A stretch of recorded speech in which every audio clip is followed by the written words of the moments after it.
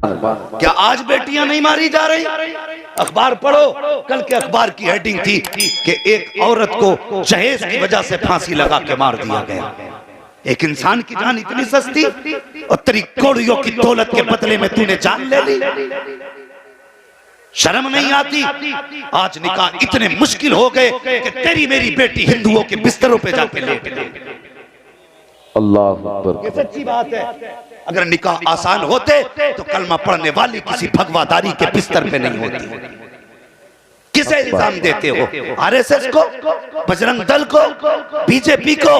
नहीं, दिल के फपोले चल उठे, सीने के दाग से इस घर को आग लग गई, घर के चरण। बेशक हक बात है, हक बात। दूसरे जिम्मेदार नहीं, हम जिम्मेदार हैं। एक बाप बेटी जवान होती है तो सूखना शुरू कर देता है। वो बेटी जो बाप के दिल का करार थी, आज वो बेटी बाप के सूखने का सबब बनी। क्यों? बाप को मालूम है कि आएंगे कुछ दिन बाद दौलत के कुत्ते दरवाजे पे। कोई मेरी बेटी की कीमत 10 लाख लगाएगा, कोई 20 लाख लगाएगा, कोई 15 लाख लगाएगा, और जब तक इन कुत्तों की जेब नहीं भरी जाएगी कोई मेरी बेटी को ले जाने के लिए तैयार नहीं होगा। इसलिए बाप सूखने लगता है। शर्म आनी चाहिए हमें, हया। हमारी वजह से बेटियों के बाल सफेद हो गए। कौन बंदा ऐसा जो जन्नत में जाना नहीं चाहता?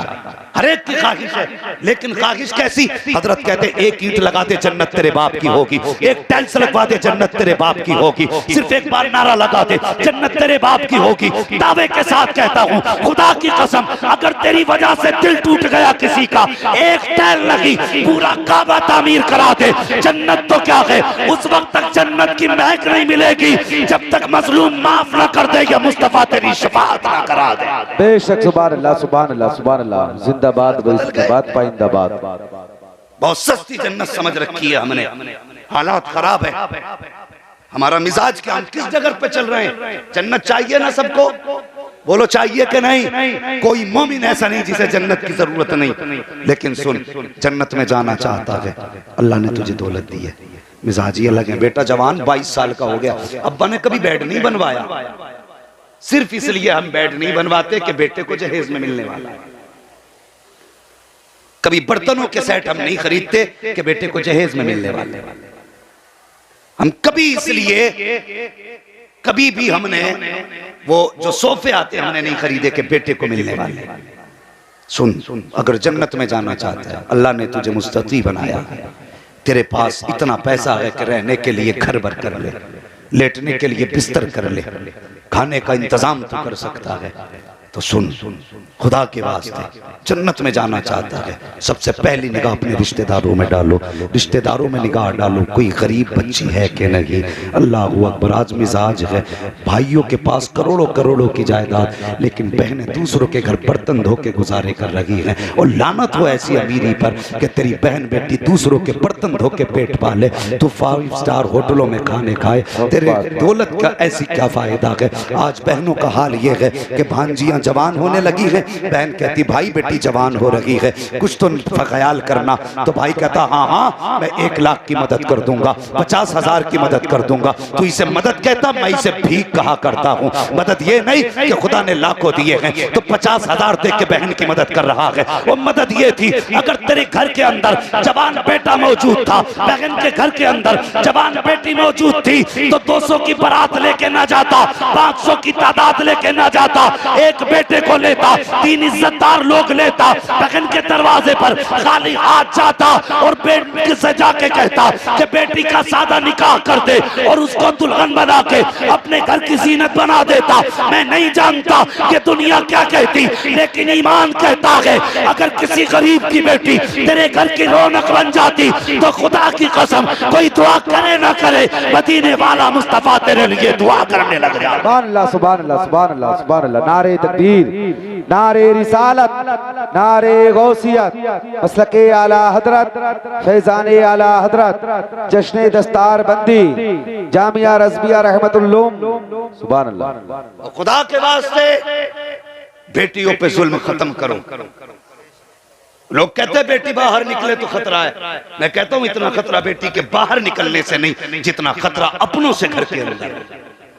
बेशक कड़वी सच्चाई है। पूछो इन उलमा से, इस्लाम में बारात का कोई तसव्वुर नहीं, लेकिन रस्म चली आ रही है। ठीक है, अगर उसकी मर्जी है जितने चाहे बुला ले, अपनी हैसियत से बुला रहा है, लेकिन कहते हैं सुनो भैया कुछ करना ना करना बारात की इज्जत रख लेना। ये बड़ा ठंडा एक वार है, कुछ करना ना करना बस बारात की इज्जत रख लेना।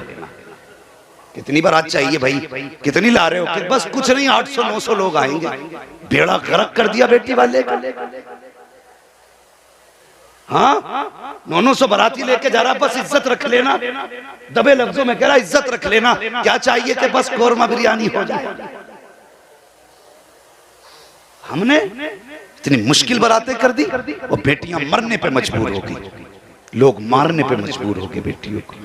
वो कुछ दिन पहले की बात थी कि वो एक बाप अपनी बेटियों का हाथ पकड़ के चलती ट्रेन के आगे कूद गया।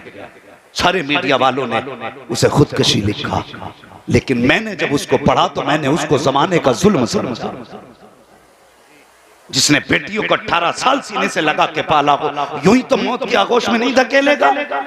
कोई तो मजबूरी रही होगी जिसकी वजह से वो बाप बेटी को लेकर ट्रेन के आगे कूदा। हम कहां खड़े हैं और कब तक धोखे दोगे अपने आप को? कब तक अपने आप से आंख निचोली खोलोगे?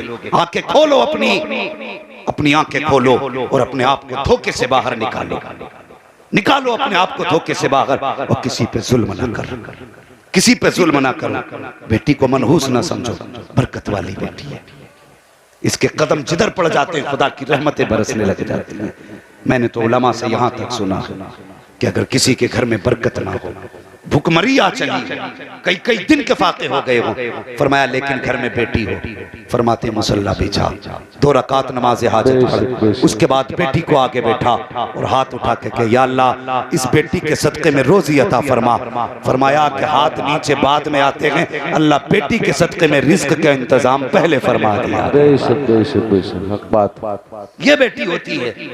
और सुनो, मैंने एक बात कही थी कि कभी कभी बाप का दर्द बेटों को इतना नहीं होता, कभी नहीं अक्सर, जितना बेटियों को होता है।